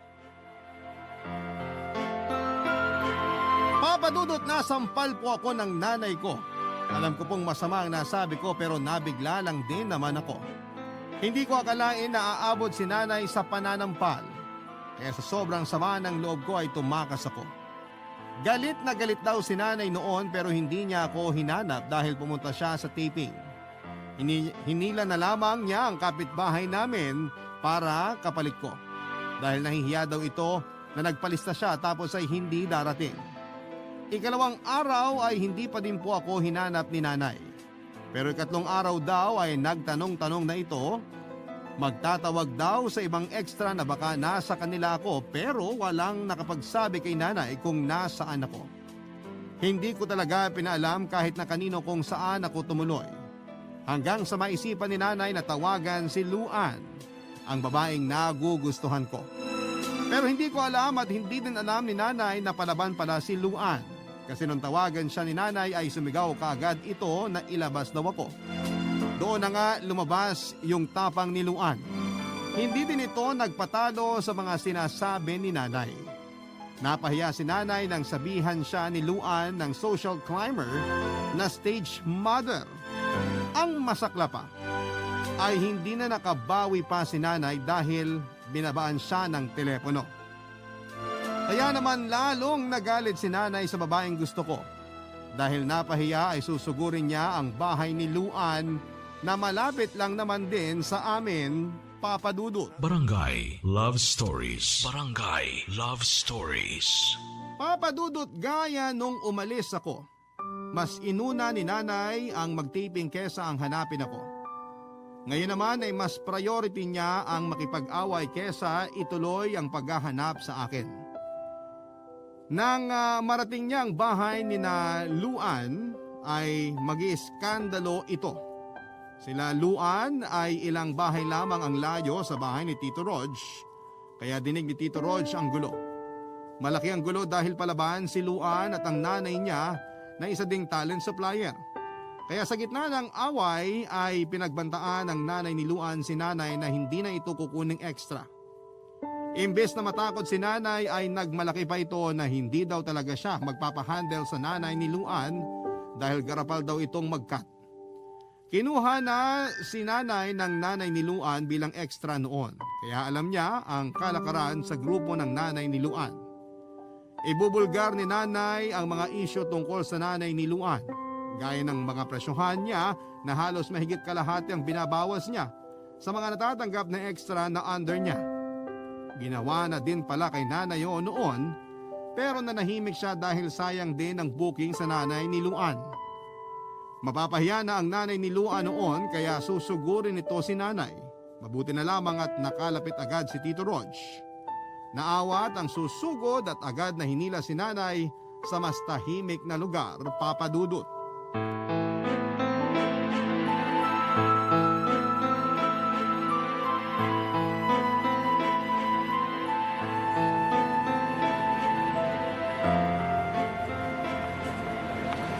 Bitawan mo nga ako! Tama na kasi. Bakit akala mo hindi ko kaya yung matandang yon? Balwarte nila yun. Gusto mong kuyugin ka ng angkan nila? Hindi ako natatakot. Nako, matakot ka. Saktan nila ako baka i-demanda ko sila. Vera, wala ka sa lugar. Anong wala? Kinakampihan mo ba sila? Hindi magsama-sama kayo. Hindi ako takot sa inyo. Pwedeng bawasan mo muna ang tapang mo at pakinggan mo ang mga ikakatalo mo. Matatalo ko kasi nagkakampihan kayo. Una, pwede ka nilang saktan. Anong pwede? Sira ka pala eh. Wala silang karapatang saktan ako. Meron nga. Nasa bakuran ka nila. Trespassing ka. Hindi ako natatakot. Bakit ka ba kasi nakikipag-away? Paano hindi? Tinatago nila ang anak ko. Kung nakatago sa kanila ang anak mo, sana kanina pa lumabas yun. Kasi hindi niya hayaang mapahamak ka. Palay ko ba kung nalaso na nung pamilyang yun ang isip ng anak ko? Iba ka din talaga mag-isip. Kilala ko yung matandang yon. Manggagansyo yon. Nakita mo na ba si Brent? Hindi pa nga. Hinahanap ko nga, di ba? Hinahanap? Mas nauna ka pa nakipag-away kaysa maghanap. Huwag mo nga akong pinapakailaman. Sige, Ikaw nga eh. Nagtatatay-tatayan ka pa sa kanya tapos parang wala kang pakialam dyan. paano mo naman nasabi yan? Totoo naman. Naghahanap ka ba? Oo naman. Bakit hindi mo pa siya nakikita? Ikaw ba nakita mo na siya? Naghahanap pa nga ako, di ba? Anak mo ba ang hinahanap mo o away? Tumigil ka na nga. Kung wala ka may tutulong, isara mo na lang yung bunganga mo. Importante sa akin si Brent. At sa akin, hindi. Hindi ako nakikipagpaligsahan sa'yo. Bakit kailangan sabihin mo pa sa akin na importante sa iyo ang anak ko? Kasi yun ang totoo. Hindi ko hayaang may mangyari sa kanya. Para ko na siyang anak. Para mo lang siyang anak. Ako, anak ko siya talaga. Sinabing hindi ako nakikipagpaligsahan. Ano bang gusto mong sabihin? Kalimutan mo na. Tutulong ako maghanap kay Brent. Hey, salamat naman. Umuwi ka na muna at magpahinga. Bukas, sasamahan kitang maghanap. Bukas? Oo, Hindi pwede bukas. hindi pwede. Bakit? Biyernes bukas. Bakit? May pamahiin ba? Wala. Oh, bakit hindi pwedeng maghanap bukas? May taping ako bukas. Ano? Magta-taping ka pa? Oh, sayang din ang kikitain, no? Iba ka? Ano? Wala. Hindi ka naman magte-taping bukas, di ba? Hindi. O, mabuti naman. Bakit? Ikaw na muna mag-ikot para hanapin si Brent. Bahala ka na nga. Hindi ko na alam sa'yo. Hoy, saan ka pupunta? Hanapin mo si Brent, ha? Balitaan mo na lang ako. Papadudot 5 araw na akong hindi umuuwi. Si nanay ay hinahanap-hanap naman ako. Pero hinahanap niya ako kay Tito Rog. Kung nakita na daw ba ako. Kasi busy siya sa nagkasunod-sunod na mga tapings niya. Si Tito Rog naman na hindi din nagtitiping ay sinasabing hindi pa ako nakikita. Pero nagiba ang ihip ng hangin noong ika-6 na araw na wala pa din ako. Dito pa lang nagumpisang totoong mag-alala si nanay kasi nag-iiyak na daw ito. 6 na araw bago na-realize ni nanay na delayed reaction siya. Si Tito Rog naman nang malaman nga na nag-iiyak na daw si nanay ay nag-alala na rin. Kaya pipilitin niyang gumawa ng paraan para mapauwi na ako. Papadudot nakita po ako ni Tito Rog kung papaano po ay mamaya ko na sasabihin. Kinausap niya ako ng masinsinan tungkol nga sa kalagayan ng nanay ko noon. Nung una ay ayaw kong maniwala. Kasi naman po papadudot ay 6 na araw na ay saka pa lang siya nag-alala. Naisip ko noon na ayos naman pala na wala ako kasi wala nang ibang nangyari. Masaya pa din sa taping si nanay. Ayun naman yon sa mga kasama niyang umi-extra. Pabida pa din daw si nanay at hindi nagpapatalo sa achievements ng iba pagdating sa pag-i-extra. Pinakiusap lang talaga ni Tito Rog na umuwi ako kaya po ako umuwi kinabukasan. Eksaktong 1 linggo ay sinamahan ako ni Tito Rog pa uwi sa amin. Doon ko nakita si nanay na kahit mag-isa sa bahay ay umiiyak.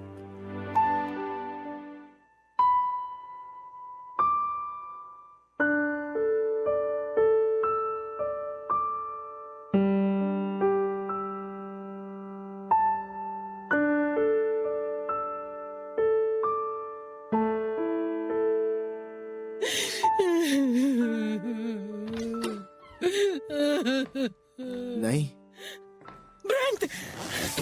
Halika nga rito. Yakapin mo nga ang nanay.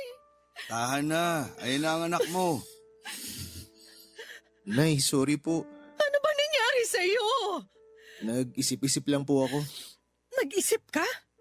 1 linggo? Sorry po talaga, Nay. Pasensya na rin po kung natagalan ako mag-isip-isip. Palibhasa, sarili mo lang ang iniisip mo. Vera, nandyan na ang anak mo. Huwag mo nang pagalitan. Anong wag pagalitan? Ang laki ng damage na ginawa niya. Ano? Nay, Tumigil ka! Ang dami mong sinayang. Ano bang sinasabi mo? May malaking role na naman sana para sa kanya pero dahil wala siya, naghanap na ng iba yung caster. Vera? Nay, kaya kayo umiiyak? Kaya kayo nag-aalala kasi may role na para sa akin na hindi ko nakuha? Natural! Hindi kayo umiiyak kasi nag-aalala kayo sa akin? Nag-aalala ako. Paano kung hindi ka nakunin uli? Pagkakataon mo na makilala, sinasayang mo? Nay, Ewan ko sa'yo! Ang tanda-tanda mo na maglalayas ka pa!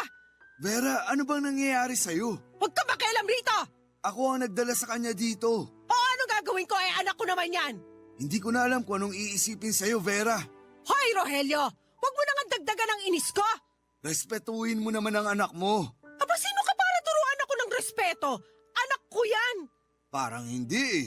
Palibhasa kasi hindi ka nagkaanak, kaya pati ang anak ko pinakikialaman mo. Sobra na yan, Vera. Totoo naman Alis na ako. sasama ako, Tito. Ano sasama? Pumirmi ka rito sa bahay. Tatanungin ko yung mga supplier kung may kailangan pa na maglilinya. Nay, ano ba naman kayo? Ano ba naman ako? Ginagawa ko to para sa kabutihan mo. Sa kabutihan ko o sa kaligayahan nyo? Ayoko pong mag-extra. May iba po akong gustong gawin. Hindi ko minamasama yung pagiging extra pero iba yung pangarap ko. Paano ang pangarap ko? Nagagawa nyo naman yung gusto nyo, di ba? Hindi ko naman kayo pinipigilan sa pag-extra eh. Tigilan na natin tong usapan na to. Sumunod ka sa akin. Ewan ko na, Nay. Kaya kami nandito ni Tito Rog kasi naawa kami nung malaman namin na umiiyak ka. Nag-alala kami sa'yo. Sana pala hindi na lang ako umalis sa bahay ni na Tito Rog kung ganito lang din yung dadatnan ko rito. Ano? Ibig mo sabihin nandun ka lang sa bahay nitong Rogelio na to? Kesa magpunta siya sa kung saan, sinabi ko na lang na sa bahay na siya magpalipas ng sama ng loob. Siraulo ka talagang Rogelio ka eh. Pinabayaan mo ako maghanap ng ilang araw, nasa bahay mo lang pala ang anak ko. Naghanap, Vera? Hindi ka naman naghanap. Pinahanap mo lang siya sa At akin. nasa inyo lang pala tapos lolokohin mo kung hahanapin mo. Kung noon pa lang nagkausap tayo, nakita ko na nag-aalala ka. Siguro noon pa lang kinausap ko na si Brent para umuwi. Siraulo ka pala talaga eh. Pwede kitang idemanda ng kidnapping. Nay, nasa tamang edad na ako para magdesisyon. Tsaka ako yung lumapit kay Tito Rog. Ako yung nakiusap sa kanya na doon muna ako sa bahay niya tumira. Kidnapping pa rin yon. Eh kung ikaw ang i-report ko ng child neglect, Anong neglect ang sinasabi mo? Lahat ng mabuti para sa anak ko ang iniisip ko. mabuti lang sa sarili mo. Hindi mo iniisip ang damdamin ng anak mo. Hindi mo pinakikinggan ang gusto niya para sa sarili niya. Ako ang magdedesisyon para sa anak ko at hindi ikaw. Kasi wala kang anak. Nay, ano ba kayo? O bakit? Totoo naman. Tara na nga, Tito. Umalis na tayo rito. Sige! Pag umalis ka, huwag ka nang babalik ha! Halika na, Tito. Ganon? Sige, magkampihan kayo! Magsama kayo! Wala na akong pakialam sa inyo! Mga padudot, hindi kami makapaniwala ni Tito Rog sa mga inasal ni nanay noong araw na yon. Para siyang wala sa kanyang sarili at parang wala na kaming halaga sa kanya. Kahit kay Tito Rog lang ako nakikitira noon ay hindi talaga nagbago ang isip ni nanay para ayusin ang lahat at puntahan ako at kausapin. Walang nagbago kay nanay. Ang tanging nagbago lang ay wala na siyang kinukulit para sumama sa kanya sa mga tapings. Pero ang pagtitiping niya ay tuloy pa din. May panahon na medyo dumalang ang paglabas ni nanay, siguro ay dahil na din sa dami ng inaway niya. Nag-iikot siya sa mga talent caster, coordinators, caretakers at supplier. Pero para siyang binoykot, lahat sila ay sinasabi na puno na ang mga listahan nila. Kahit ang isang supplier na inaaway niya noon ng sobra ay nilapitan niya din. Nakikipagbati siya pero matigas ang supplier dahil sa tindi ng away nila. Galit pa din sa kanya kaya kung ano-anong mga masasakit na salita ang nadinig ni nanay. Si nanay naman imbes na magpakumbaba ay pumatol pa din. Siniraan niya ang supplier sa ibang mga extra na nandoon pero walang nakikinig sa kanya. Napahiya lang si nanay sa ginawa niya o kung napahiya man talaga siya. Pauwi na si nanay nang makasalubong niya ako kasama si Luan, ang anak ng isa sa mga sinugod niya dati para awayin. Barangay Love Stories. Barangay Love Stories. Papa Dudut, inulit lang ni nanay ang ginawa niya. Ayaw niya si Luan para sa akin dahil extra lang din ito at walang maitutulong sa pag-angat ko. Yon ang nasa isip ni nanay. Sinugod niya kami at pinagsisigawan si Luan dahil nga sa matapang din si Luan ay lumaban din ito ng palitan ng salita. Hindi ko alam ang gagawin ko, Papa Dudut, ayaw paawat ni Luan kaya si nanay na lang ang pinakiusapan ko. Pero mas lalo pa itong nagalit na kesyo mas kinakampihan ko daw si Luan kesa sa kanya. Lalong nagwala si nanay mas tumindi ang lakas ng boses pati ang mga sinasabi niya. Dumating si Tito Rog at tumulong na mag-awat. Ako ang umawat kay Luan at si Tito Rog naman ay si nanay ang inaawat. Pero habang inaawat ay lalo silang nagliliyab sa galit. Hindi naman sila nagpapang-abot pero hindi na maganda ang mga salitang nabibitawan nila sa isa't isa. Papa Dudut, mas nag-escalate pa ang away ng pasugod na darating ang nanay ni Luan. Kasama pa nito ang iba pang mga talent supplier na nakaaway din ni nanay. Kaya ayon, imbes na umawat ay sinulsulan pa nila ang nanay ni Luan para maggalit kay nanay. Hindi na sila maaawat kaya si Tito Rog ay binitbit na si nanay palayo sa mga kaaway niya habang ako ay naiwan. Pero nang makalayo sila nanay ay tumahimik na din si Luan. Akala ko ay okay na pero nagulat ako nang sabihin ni Luan na maghihiwalay na kami. Papa Dudut, umaga noong sinagot niya ako, wala pang tanghali ay nagkahiwalay na kami kaagad. Hindi niya daw kaya kung ganon ang nanay ko. Siyempre, sumigunda pa ang nanay niya at pinagtabuyan ako. Napakasakit po ng mga nangyari, Papa Dudut.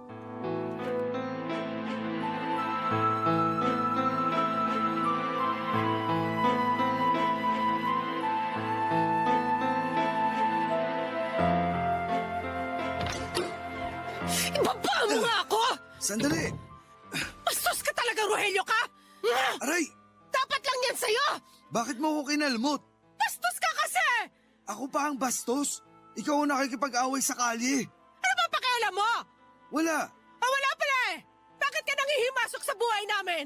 Naaawa lang ako. Hindi ko kailangan ng awa mo! Hindi ako sa'yo naaawa. Sa anak mo. Pakialamero ka kasi! Hindi mo man lang binigyan ng kahihiyan ng anak mo. Bakit ako pagsasabihan mo? Pagsabihan mo yung mga yon, nagtulong-tulong pa sila. Akala nila hindi ko sila kaya? Ano? Bakit ka nandito? Vera! Huwag kang makialam dito!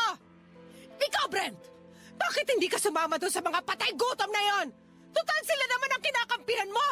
Wala po akong kinakampihan, Nay. Sinungaling ka! Palibhasa! Yang ugali mo nakuha mo sa tatay mong sira din ang ulo! Vera, sobra na yan. Sinabi huwag ka makialam dito eh! Nay, ano po bang nangyayari sa inyo? Dahil lang sa pag-extra, nagkakaganyan kayo? Lang? Nilalang mo lang ang pagiging extra? Tandaan mo, ang pag-e-extra ko ang bumuhay sa'yo! Ang pag-e-extra ko ang nagpaaral sa'yo! Nay, hindi ko po nakakalimutan yun. Sa totoo lang, ipinagpapasalamat ko nga eh. Pero hindi rin naman po maganda na ipagpilitan nyo sa akin yung gusto nyo. Bakit hindi? Para kanino ba ang kagustuhan ko? Nay, kung ano man yung gusto nyong gawin, nire-respeto ko yun. Pasensya na po kung nakapagsalita ako ng hindi maganda tungkol sa pagiging extra. Pero Nay, respetuhin nyo rin naman po na may iba akong gustong gawin. Sino gusto mo? Yung babae niyon? Yung anak nung manunuba? Yun ba ang gusto mo? Hindi lang po yun, Nay, kundi pati sa buhay ko mismo. Yung gusto ko para sa sarili ko. Tsaka para lang alam nyo, Nay, kaninang umaga, opisyal na naging kami ni Luan.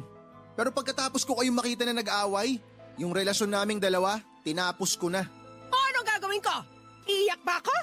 Nay, tsaka na lang po tayo mag-usap. Papasok na ako sa kwarto ko. Tito Rog, excuse po. Maiwan ko na po kayo. Hoy! Kinakausap pa kita! Hayaan mo na muna yung bata. Hindi siya bata! Nakakaintindi na siya! Paano niya maiintindihan yung ginagawa mo? Maski sino, hindi maiintindihan yan. Anak mo pa kaya? Pwes, hindi ko siya anak! Ano ba yung sinasabi mo, Vera? Total wala na siyang pakialam sa mga pangarap ko para sa amin eh. Eh di kalimutan niya na rin na nanay niya ako. Darating ka talaga sa ganyang pag-iisip? Sinabi ko na nga sa'yo, hindi mo ako maiintindihan kasi wala ka namang anak. Oo na, wala na. Pero alam ko kung paano ingatan ang damdamin ng iba. Anak ko man o hindi. Ewan, ang dami mong drama! Bahala ka na nga sa buhay mo. Mabuti pa nga, umalis ka na! Wala ka na nga naitutulong, nanggugulo ka pa! Tito Rog, Aalis na ako. Umalis ka na nga! Ang dami mo pang pasakalye! Tito, Ano yan?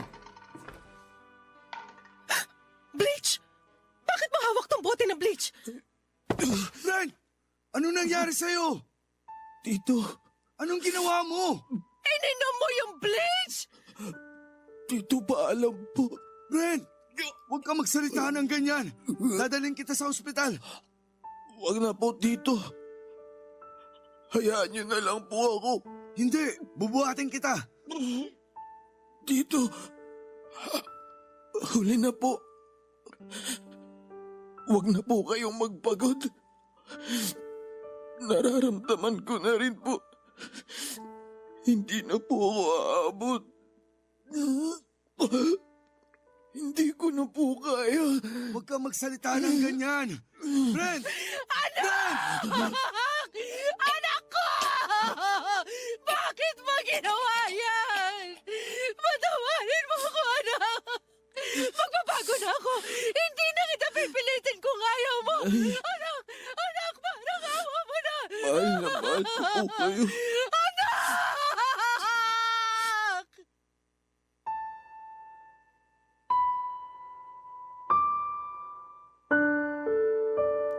Papadudot nag-iyakan sina nanay at Tito Rog sa mga nakita nila nung malaman nilang ininom ko ang isang bote ng bleach. Si nanay ay nagmamakaawa pa na hindi na ako pipilitin sa ayaw ko. Magbabago na daw siya, mabuhay lamang ako. Si Tito naman ay pilit ng pilit na bubuhatin ako pero ayoko talaga. Kahit na binubuhat pa niya ako ay nagpapabigat ako lalo. Humingi ako ng tubig at ikinuha ako ni Tito Rog at pag-inom ko ng tubig ay dahan-dahan akong tumayo at kitang-kita ko kung paano magtaka sina nanay at Tito Rog. Dahil lang sa tubig ay parang lumakas na ako. Ilang sandali ay sumigaw ako ng kak. Nagulat pa silang dalawa. Saka ko tinanong kung ayos ba ang acting ko.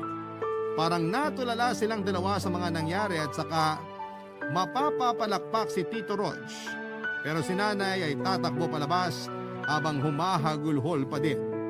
Susundan ko sana pero sabi ni Tito Rog ay siya na ang hahabol kaya hinayaan ko na lamang siya, papadudot.